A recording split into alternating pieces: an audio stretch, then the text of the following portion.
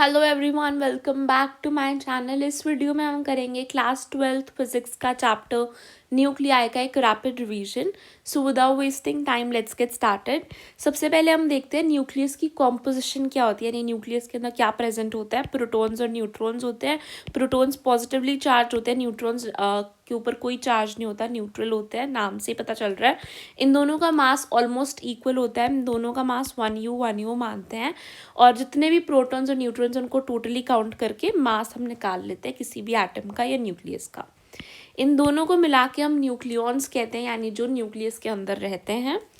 Size की बात करें न्यूक्लियस की, तो वो बेसिकली R0 इंटू A1/3 हो जाता है। ए आपका मास नंबर है, यानी मान लो मेरे टोटल प्रोटॉन प्लस न्यूट्रॉन जितने होते हैं वही आपका मास नंबर होता है। ठीक है, तो यहाँ पर आपका मास नंबर आएगा, पावर 1/3 आती है इसकी। R0 की वैल्यू आपको मैंने यहाँ पे दे रखी है 1.3 इंटू 10⁻⁻15 मीटर है ये। ठीक है, इससे आपका साइज ऑफ न्यूक्लियस आ जाएगा। देन न्यूक्लियर फोर्स क्या होती है। न्यूक्लियर फोर्स बहुत ही स्ट्रॉन्ग और शॉर्ट रेंज के अंदर लगती है, जो कि एक अट्रैक्टिव फोर्स होती है और चार्ज पे इंडिपेंडेंट होती है। यानी न्यूक्लियर फोर्स एक फोर्स है जो कि न्यूक्लियस के अंदर लग रही है, बहुत ही छोटी रेंज तक लगती है। अगर आपका न्यूक्लियस बहुत बड़ा है तो आपके यहाँ से यहाँ तक नहीं लग पाती है। तो जो आपकी न्यूक्लियर फोर्स है वो बेसिकली बाइंड करके रखती है कि आपका ये जो न्यूक्लियस है, यानी जो न्यूक्लियन है उनको आपस में जोड़ के रखती है, उनको अलग नहीं होने देती। दैट्स वाई न्यूक्लियस इतना स्ट्रांगली पड़ा होता है और उसको तोड़ने के अंदर बहुत ज़्यादा एनर्जी लगती है, क्योंकि हमें इस को ओवरकम करना होता है।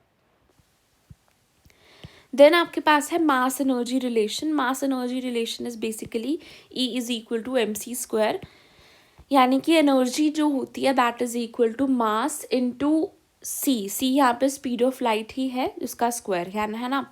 बट यहाँ पे हम c² की वैल्यू ना कुछ और डालते हैं किसी और यूनिट्स में, वो हम आगे जाके देखेंगे। E is equal to mc² आपको याद रखनी है, आपने बहुत बार सुनी भी होगी कि एनर्जी और मास का रिलेशन होता है। एक्चुअली ना जब आपका न्यूक्लियस बन रहा होता है ना, तो उसको बहुत ज़्यादा एनर्जी लगती है बनने में। ठीक है, तो न्यूक्लियस का जो मास हम पढ़ रहे हैं ना 1u, जैसे मैंने आपको बोला कि 4 प्रोटॉन्स और 3 न्यूक्लियंस है ना, तो मेरा 7 यूनिट मास हो जाता है। ठीक है, असल में ना थोड़ा सा 7 यूनिट से कम ही मिलेगा आपको जब आप चेक करने जाओगे। ऐसा क्यों हुआ? क्या मास गायब हो गया? मास can neither be created nor be destroyed. पर कुछ मास जो होता है ना वो एनर्जी में कन्वर्ट हो जाता है। ठीक है, वो एनर्जी हमें चाहिए होती है टू ओवरकम जो भी फोर्सेस लग रहे हैं, है ना। न्यूक्लियस बनाने में जो हमें एनर्जी लगी वो थोड़ी सी अपने मास से ली होती है, उसी से ही मास डिफेक्ट भी आता है। तो ये बेसिकली दिखाता है कि एनर्जी और मास आपस में इंटर रिलेटेड है, और एनर्जी और मास आपस में एक दूसरे में कन्वर्ट हो सकते हैं, यानी मास को कुछ एनर्जी के फॉर्म में हम कन्वर्ट कर सकते हैं। अब जब हम कैलोरीज बर्न करते हैं तो हम अपनी मास को ही तो बर्न कर रहे हैं ना एनर्जी के अंदर। मास डिफेक्ट यही है, जो कुछ मास एनर्जी में कन्वर्ट हो जाता है ना, तो उसी को ही मास डिफेक्ट बोलते हैं। मास डिफेक्ट बेसिकली क्या है, मेरा जितना आइडियली होना चाहिए था, यानी जितना मेरा होना चाहिए था प्रोटॉन प्लस न्यूक्लियॉन्स को ऐड करने के बाद मेरा जितना मास होना चाहिए था, उसमें से मैं एक्चुअल मास को अगर सब्सट्रैक्ट कर दूँ तो मेरे पास कुछ छोटी सी वैल्यू आती है, वही मेरा मास डिफेक्ट होता है, जिसको हम डेल्टा m से भी दिखाते हैं कि इतना मास डिफेक्ट हुआ, इतनी मास मेरी एनर्जी में कन्वर्ट हो गई। अब बाइंडिंग एनर्जी क्या होती है, यानी वो कितनी एनर्जी होती है जो न्यूक्लियस को आपस में बाइंड करके रख रही है, यानी न्यूक्लियस को बना के रख रही है। यानी अगर मुझे न्यूक्लियस को तोड़ना है तो मुझे कितनी एनर्जी निकालनी होगी। तो अगर मैं उसकी बात करूँ वो भी mc² होती है, बट वो डेल्टा mc² है, यानी डेल्टा m बेसिकली आपका कितना मास डिफेक्ट है। आपकी जितना ज़्यादा मास डिफेक्ट होगा उतनी ज़्यादा आपको एनर्जी लगानी पड़ेगी उसको तोड़ने में, उतनी ज़्यादा एनर्जी न्यूक्लियस लगा रहा है अपने आप को न्यूक्लियस बनाए रखने में। अब आप देखो, बेसिकली मास डिफेक्ट आया कैसे था ना, एनर्जी में कन्वर्ट हुआ था। अब मान लो मेरा मास कुछ ज़्यादा ही कन्वर्ट हो गया था एनर्जी में, तो आप ये भी सोचो मास डिफेक्ट तो हाई होगा ही, एनर्जी भी तो हाई होगी ना मेरे पास उतनी। दैट्स वाई बाइंडिंग एनर्जी, यानी वो एनर्जी जो कितनी उसको बाइंड करके रख रही है वो आपकी मास डिफेक्ट पे डिपेंड करती है। That is equal to delta m c square.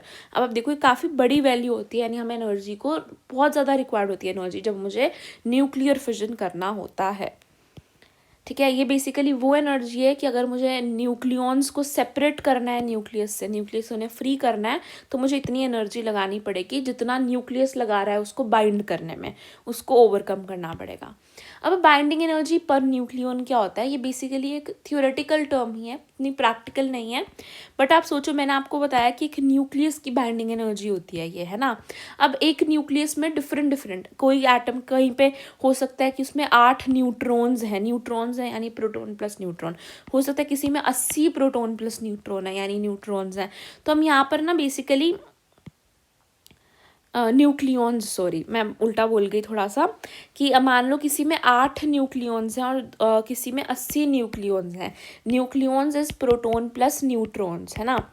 तो बाइंडिंग एनर्जी पर न्यूक्लियॉन हमने एक टर्म बना ली कि हम ना ऐसे देखेंगे, हम ऐसे नहीं कंपेयर करेंगे कि ये वाला ज़्यादा स्टेबल है क्योंकि इसकी बाइंडिंग एनर्जी ज़्यादा है, ये वाला ज़्यादा स्टेबल है इसकी बाइंडिंग एनर्जी कम है। हम ऐसे नहीं कैलकुलेट करते। मान लो कोई ए है कोई बी है, इसकी 80 आ रही है, जस्ट एक थियोरेटिकल है, इसकी 100 आ रही है, तो हम ऐसे नहीं चेक करेंगे कि बी ज़्यादा स्टेबल होगा। हम ऐसा भी तो हो सकता है ना, यहाँ पे 80, यहाँ पे सिर्फ 4 ही आपके पास न्यूक्लियॉन्स हैं और यहाँ पे आपके पास 40 न्यूक्लियॉन्स हैं। तो आप ये देखो ना कि उसने 80 एनर्जी यूज़ करी सिर्फ 4 को साथ रखने में, उसमें 100 एनर्जी यूज़ हो रही है 40 को साथ रखने में, तो ज़्यादा स्टेबल तो ए हुआ ना, चाहे उसकी बाइंडिंग एनर्जी कम है। इसीलिए हम जब कंपैरिजन करते हैं तो हम बाइंडिंग एनर्जी पर न्यूक्लियॉन देखते हैं कि एक न्यूक्लियॉन के पास कितनी बाइंडिंग एनर्जी, एक न्यूक्लियॉन कितना चाहता है न्यूक्लियस के अंदर रहने का। तो हम यहाँ पे binding energy divided by total nucleons, total number of nucleons डाल देते हैं। ए यहाँ पे हर जगह पे टोटल न्यूक्लियॉन्स है which is neutron plus proton. I hope it's clear. तो हम बाइंडिंग एनर्जी पर न्यूक्लियॉन को इसीलिए यूज़ करते हैं। अब आता है हमारे पास थोड़ा सा इंपॉर्टेंट टॉपिक, ध्यान से सुनना, वेरिएशन विद मास नंबर। यानी कि जैसे जैसे हमारा मास नंबर बढ़ता है वैसे वैसे हमारी बाइंडिंग एनर्जी पे क्या फ़र्क पड़ता है, हमारी बाइंडिंग एनर्जी पर न्यूक्लियन पे क्या फ़र्क पड़ता है। अब हम ज़्यादातर बाइंडिंग एनर्जी की बात नहीं कर रहे हैं, हम बाइंडिंग एनर्जी पर न्यूक्लियन की बात कर रहे हैं, क्योंकि ऑब्वियसली बाइंडिंग एनर्जी तो बढ़ती जाएगी जैसे जैसे हम मास नंबर बढ़ाएंगे, बट क्या वो पर न्यूक्लियन बढ़ती जा रही है, जितना मेरा न्यूक्लियॉन्स बढ़ते जा रहे हैं क्या वो उतनी रिलेटिवली बढ़ भी पा रही है। हमने देखा कि जो हमारी बाइंडिंग एनर्जी पर न्यूक्लियन है, यहाँ पे हम बाइंडिंग एनर्जी पर न्यूक्लियन का ही वेरिएशन देख रहे हैं। तो बाइंडिंग एनर्जी पर न्यूक्लियन हमारी सबसे ज़्यादा मैक्सिमम होती है for iron, Fe, very important. सबसे ज़्यादा Fe के लिए हमारी मैक्सिमम होती है binding energy per nucleon which is almost equal to 8.8 mega electron volts. अच्छा, अब ना बेसिकली क्या होता है, ऐसा क्यों है, हमारा जो लाइट न्यूक्लियाई है यानी बहुत ही हल्का न्यूक्लियाई जिसके अंदर मान लो सिर्फ 4 ही आपके न्यूक्लियॉन्स प्रेजेंट हैं, वो भी स्टेबल नहीं होता है, और जो मेरा बहुत ही हैवी न्यूक्लियाई होता है वो भी स्टेबल नहीं होता है। ठीक है, अब मैं आपको रीजंस बताती हूँ ऐसा क्यों है। जो बहुत ही लाइट है उसकी बाइंडिंग एनर्जी ही बहुत कम होती है, ठीक है, तो उसकी बाइंडिंग एनर्जी पर न्यूक्लियन भी काफ़ी कम होती है। और जो बहुत हैवी न्यूक्लियर है माना उसकी बाइंडिंग एनर्जी बहुत हाई होती है, बट उसके अंदर ना कहीं जो प्रोटॉन प्रोटॉन रिपल्शंस भी ज़्यादा हो जाती हैं, ठीक है, और साथ में उसमें न्यूक्लियॉन्स तो बहुत ज़्यादा हो ही जाते हैं, और साथ में मैंने आपको बताया ना कि न्यूक्लियर फोर्स बहुत ही शॉर्ट रेंज में काम करती है। उस जो बड़ा हो जाता है ना न्यूक्लियस, मान लो इतना बड़ा है, उसके अंदर ये जो न्यूक्लियस है इसमें बहुत ज़्यादा ना गैप हो जाता है, जिसकी वजह से न्यूक्लियर फोर्स ऑलमोस्ट नेग्लिजिबल होने लग जाती है, आउटर मोस्ट और डिफरेंट, यानी जो ऑपोजिट एजेस पे पड़े हैं, है ना। इस वजह से उनकी भी बाइंडिंग एनर्जी पर न्यूक्लियन जो होती है वो कम होती है। इसकी भी बाइंडिंग एनर्जी टोटली बहुत कम होती है और इसीलिए बाइंडिंग एनर्जी पर न्यूक्लियन इसकी भी कम होती है। जो मीडियम होते हैं ना, मीडियम साइज़ के न्यूक्लियाई, उनकी सबसे ज़्यादा स्टेबल होती है क्योंकि उसमें जो बाइंडिंग एनर्जी है और जो प्रोटॉन प्रोटॉन रिपल्शन है वो ऑलमोस्ट एक दूसरे को बैलेंस करते हैं और ज़्यादा कोई दूर भी नहीं होता कि आपका फोर्स का, न्यूक्लियर फोर्स का डिस्टेंस जो है वो ज़्यादा हो गया हो, ऐसा भी नहीं होता। इसलिए आयरन जो आपका वो मीडियम न्यूक्लियाई है, दैट इज़ वाई उसमें आपको सबसे हाईएस्ट देखने को मिलती है बाइंडिंग एनर्जी पर न्यूक्लियन। अब हमें देखने को क्या मिलता है कि जो फ्यूजन और फिजन, ये दोनों ही आपके जो फिनोमिनाज हैं, इन दोनों के अंदर ही एनर्जी रिलीज हो रही है। ऐसा क्यों हो रहा है?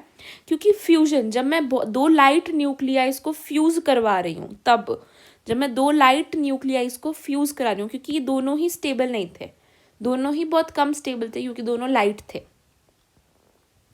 दोनों को जब मैंने आपस में फ्यूज़ करवाया तो मेरे को एक मीडियम सा मिला, इसीलिए वो ज़्यादा स्टेबल हो गया, इसीलिए ज़्यादा एनर्जी रिलीज़ हुई।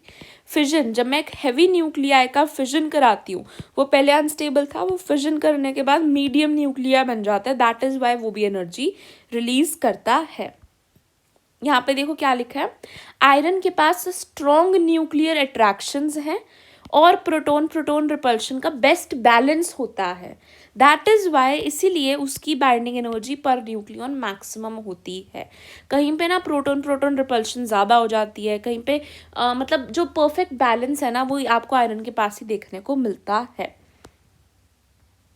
I hope it's clear. ठीक है, न्यूक्लियर फिजन के बारे में थोड़ी सी डिटेल है यहाँ पे। हैवी न्यूक्लियस जो है वो स्प्लिट हो जाता है लाइटर न्यूक्लियाई के अंदर, इससे काफ़ी एनर्जी जो है वो रिलीज होती है, बाइंडिंग एनर्जी पर न्यूक्लियन, क्योंकि उसकी बढ़ जाती है जब वो मीडियम न्यूक्लियाई बन जाता है, लाइटर बन जाता है हैवी से।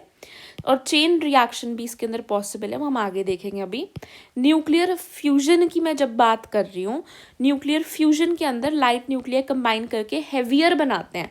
This is not heavy, this is heavier.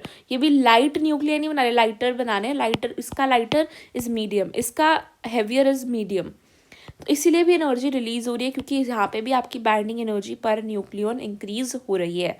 ये बहुत ही हाई टेम्परेचर पे होता है, याद रखना। फ्यूजन यानी दो को जोड़ना, जोड़ने के लिए हमें काफ़ी ज़्यादा हाई टेम्परेचर चाहिए होता है, और हमें ये एनर्जी का सोर्स होता है स्टार्स और सन में। स्टार्स और सन में भी बेसिकली न्यूक्लियर फ्यूजन से ही जो एनर्जी रिलीज हो रही है वही उनका एनर्जी का सोर्स है।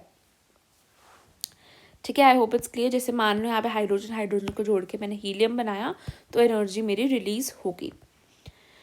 अब यहाँ पे थोड़ा सा नीट के अकॉर्डिंग हम डिटेल में जाएंगे। एटॉमिक मासेस की बात करूँ तो एक यूनिट मास जो होता है that is equal to 1/12 mass of carbon 12। ये हम बहुत पहले से पढ़ते आ रहे हैं, हमें पता है। हमने एक यूनिट को डिफाइन ऐसे नहीं करा कि एक हाइड्रोजन का जितना मास है, हमने ऐसे डिफाइन किया था 1/12 ऑफ जो कार्बन का मास है उसको हमने एक यूनिट माना था। ठीक है, अब एक यूनिट की वैल्यू ना यहाँ पर ये दी हुई है 931.5। अब मैं आपको बताती हूँ ये आपके कैसे काम आती है। आपने ना जो आपकी इक्वेशन थी ना E=mc², वहाँ पे आपने c की वैल्यू सिंपली 3 × 10⁻⁸ मीटर/सेकेंड में लेनी है, क्योंकि हमें मीटर/सेकेंड में नहीं चाहिए, हमें मेगा इलेक्ट्रॉन वोल्ट के अंदर एनर्जी जब दी होती है ना, एनर्जी जो है हमारे पास mc² था ना, यहाँ पे m जो था हमारे पास वो अगर मुझे u के फॉर्म में दे रखा है, यानी 1u 2u है ना, इसमें दे रखा है, और एनर्जी मुझे मेगा इलेक्ट्रॉन वोल्ट के फॉर्म में दे रखी है, तो हम यहाँ पे c² की वैल्यू 931.5 डालते हैं न्यूमेरिकल्स के अंदर, इसी से हमारा आंसर आएगा। तो आपने यहाँ पे c² की वैल्यू 3 × 10⁸ नहीं डालनी है, आपने 931.5 डालनी है। ये बहुत ही इंपॉर्टेंट पॉइंट है, क्वेश्चंस न्यूमेरिकल्स में आपको इसी तरीके से सॉल्व करना है। अब मास डिफेक्ट की डिटेल कैलकुलेशंस दे रखी हैं, वही मैंने आपको जो बताया। मास डिफेक्ट क्या होता है कि आपका मास ऑफ प्रोटॉन्स जितना भी आपका है ना, और मास ऑफ न्यूक्लियंस, बेसिकली कितने नंबर ऑफ न्यूक्लियंस हैं, कितने नंबर ऑफ प्रोटॉन्स कितने होंगे जितना उसका एटॉमिक नंबर है, न्यूक्लियंस कितने होंगे जितना atomic mass minus atomic number, यानी जितने प्रोटॉन्स थे उसको माइनस कर दो। तो आपका बेसिकली जितने हैं, मान लो मेरे पास 4 प्रोटॉन्स हैं यहाँ पे, 6 मेरे पास न्यूक्लियंस है, तो 4 + 6 10 हो गया। 10 आपका आ गया -10u। असल में मान लो मेरा 9.9u ही है, तो मेरा 0.1 का मास डिफेक्ट आ जाता है। तो बाइंडिंग एनर्जी को हम सिंपली इस तरीके से लिखते हैं, ΔM, यानी आपका कितना मास डिफेक्ट आया, that into c square. Mass binding energy was equal to mc square. Binding energy कितनी है न्यूक्लियस की, that is equal to mass defect into c square. यहाँ पे सी स्क्वायर की वैल्यू आपको 931.5 डालनी है. ठीक है, I hope it's clear. Mass defect निकालना भी आपको आ गया है और ये भी आपको समझ में आ गया है कि सी स्क्वायर की वैल्यू आपने ये लेनी है.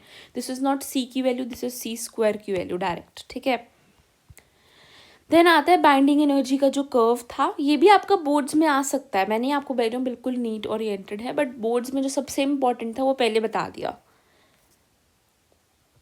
यहाँ पर ना एक कॉन्सेप्ट है पैकिंग फ्रैक्शन का, वो मैं आपको लास्ट में बताती हूँ. यहाँ पे देखो पहले बाइंडिंग एनर्जी कर्व को क्या है कि ये है, मान लो बाइंडिंग एनर्जी कर्व आपका. ठीक है, मैं आपको पहले से एक्सप्लेन करती हूँ. यहाँ पे आपका मास नंबर है, बढ़ता जा रहा है जो. यहाँ पे आपकी बाइंडिंग एनर्जी पर न्यूक्लियन है. ठीक है, हमने यहाँ पे देखा हाइड्रोजन की काफ़ी कम थी, ये हमने ऐसे से देखा. हीलियम की थोड़ी ज़्यादा क्यों है, इसकी ज़्यादा है, ये थोड़े से स्टेबल है. ठीक है, ये जो स्टेबल वाले हैं ना उनकी थोड़ी सी ज़्यादा है. एंड देन आपको इस तरीके से ये ग्राफ दिखता है. पहले स्टार्टिंग के अंदर ये लाइटर न्यूक्लियाइज थी, है ना, ये सारी लाइटर न्यूक्लियाइज थी. ये आपकी मीडियम न्यूक्लियाई है, ये आपकी हायर न्यूक्लियाई है. ठीक है, ये भी अनस्टेबल है, देखो इसकी भी वैल्यू कम है. सबसे ज़्यादा किसकी है, आयरन की, क्योंकि ये मीडियम न्यूक्लियाई है. यहाँ पे थोड़ा सा अप ऊपर नीचे हो रहा है क्योंकि वो स्टेबिलिटी पे बेस्ड है, जिसकी स्टेबल कॉन्फिगरेशन है उन सब के लिए इस तरीके से आ रहा है. मेनली देखने की बात यह है कि स्टार्टिंग में कुछ इस तरीके से था, उसके बाद इस तरीके का है, बट हाईएस्ट यहाँ पे आयरन का है जो कि मीडियम था. लाइटर के लिए, हैवियर के लिए देखो नीचे है, लाइटर का भी काफ़ी नीचे है, बट कुछ ऊपर यहाँ पे zigzags में क्यों देखने पड़े, वो हमारी कॉन्फ़िगरेशन की वजह से देखने को मिले. तो यहाँ पे इंपॉर्टेंट कंक्लूजन है कि बाइंडिंग एनर्जी पर जो न्यूक्लियन है दैट इज़ मैक्सिमम आयरन की.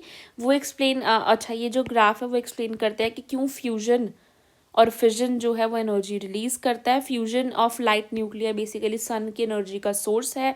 वहाँ पे बेसिकली क्या हो रहा है, लाइट न्यूक्लियाज जो है वो फ्यूज़ करके मीडियम न्यूक्लिया बना रहे हैं, और जो हैवी न्यूक्लियाज है जैसे कि यूरेनियम आपका हो गया, वो सब आपका फिजन कर रहे हैं. ठीक है, आई होप इट्स क्लियर, आपको ये बात समझ में आ गई है. इसके अलावा पैकिंग फ्रैक्शन का एक कॉन्सेप्ट है. पैकिंग फ्रैक्शन बेसिकली क्या होता है, negative of mass defect by. Basically ये आपकी बाइंडिंग एनर्जी थी पर न्यूक्लियन, है ना. बाइंडिंग एनर्जी आपकी क्या थी, delta m by c square, जिसके अंदर आपका delta m was directly proportional to binding energy, है ना. तो आपका बेसिकली जितना ज़्यादा मास डिफेक्ट होगा उतनी ज़्यादा बाइंडिंग एनर्जी होगी. यहाँ पे आप देखो सिंपल सी बात है, packing fraction is minus of delta M by A. यहाँ पे माइनस क्यों है, डेल्टा एम यानी कि आपका असल में कितना मास था, असल में कितना मास था, मान लो मेरा असल में 10 मास था, बट होना मेरा 11 चाहिए था, तो 10 माइनस 11 यहाँ पे जो है आप जाता है आपका, ये आ जाता है. वैसे आपका मास डिफेक्ट क्या होता है, 11 माइनस 10 होता है, बट यहाँ पे माइनस आ गया तो यहाँ पे 10 माइनस 11 आ जाएगा. तो अगर आपकी ये वैल्यू माइनस में आती है यानी आपका मास डिफेक्ट है, यानी अगर आपका मास डिफेक्ट प्रेजेंट है तो आपका बोलोगे कि आप स्टेबल हो. अगर आपका मास डिफेक्ट ही नहीं है, आपका न्यूक्लियन जितना होना चाहिए था उससे ज़्यादा है, तो आप समझो आपने कोई एनर्जी ही नहीं, कन्वर्ट ही नहीं हुआ आपकी एनर्जी मास में, उल्टा ज़्यादा आ रहा है, तो फिर वो आपका अनस्टेबल माना जाता है, यानी आपके पास कोई बाइंडिंग एनर्जी ही नहीं है ऑलमोस्ट. देन आता है आपके पास न्यूक्लियर रेडियस एंड डेंसिटी उसकी. न्यूक्लियर रेडियस एंड डेंसिटी के अंदर ज़्यादा कुछ नहीं है कि न्यूक्लियर डेंसिटी जो होती है वो कांस्टेंट होती है सारे न्यूक्लियाइज के लिए, क्योंकि जो जैसे जैसे हमारा रेडियस बढ़ता है, रेडियस हमारा एटॉमिक नंबर पे ज़रूर डिपेंडेंट है, वैसे वैसे हमारी वॉल्यूम भी बढ़ती है, इसलिए हमारी न्यूक्लियर डेंसिटी जो होती है वो कांस्टेंट हो जाती है विद क्योंकि ये दोनों आपके रिलेशंस आ जाते हैं, है ना.